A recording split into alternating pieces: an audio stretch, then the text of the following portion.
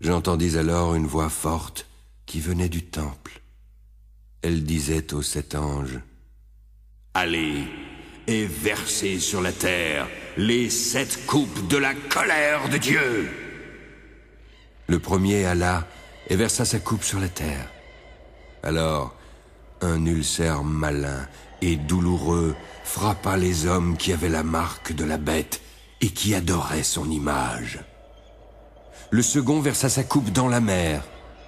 Elle devint du sang, comme celui d'un mort, et tout être vivant qui était dans la mer mourut. Le troisième versa sa coupe dans les fleuves et dans les sources d'eau qui devinrent du sang. J'entendis l'ange des eaux qui disait: Tu es juste, toi qui es et qui étais. Tu es saint, parce que tu as exercé ce jugement.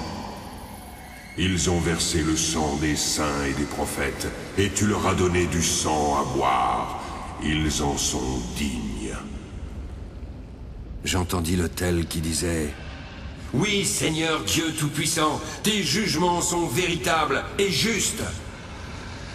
Le quatrième versa sa coupe sur le soleil. Il lui fut donné de brûler les hommes par le feu. Les hommes furent brûlés par une grande chaleur et blasphémèrent le nom du Dieu qui a l'autorité sur ces fléaux. Mais ils ne se repentirent pas pour lui donner gloire. Le cinquième versa sa coupe sur le trône de la bête. Son royaume fut couvert de ténèbres, et les hommes se mordaient la langue de douleur. Ils blasphémèrent le Dieu du ciel à cause de leurs douleurs et de leurs ulcères, mais ils ne se repentirent pas de leurs œuvres. Le sixième versa sa coupe sur le grand fleuve, l'Euphrate. Son eau tarit, afin que le chemin des rois venant de l'Orient fût préparé. Je vis alors sortir de la bouche du dragon, de la bouche de la bête et de la bouche du faux prophète 3 esprits impurs, semblables à des grenouilles. Car ce sont des esprits de démons qui font des prodiges et qui vont vers les rois de toute la terre, afin de les rassembler pour le combat du grand jour du Dieu Tout-Puissant. Voici, je viens comme un voleur.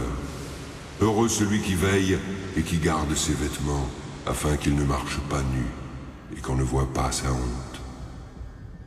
Ils les rassemblèrent dans le lieu appelé en hébreu Armageddon. Le septième versa sa coupe dans l'air et il sortit du temple. Du trône, une voix forte qui disait: C'en est fait. Puis il y eut des éclairs, des voix, des tonnerres et un grand tremblement de terre. Il n'y avait jamais eu un aussi grand tremblement depuis que l'homme est sur la terre. La grande ville fut divisée en 3 parties, et les villes des nations tombèrent.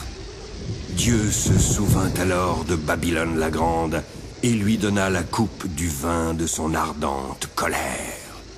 Toutes les îles s'enfuirent, et les montagnes ne furent pas retrouvées.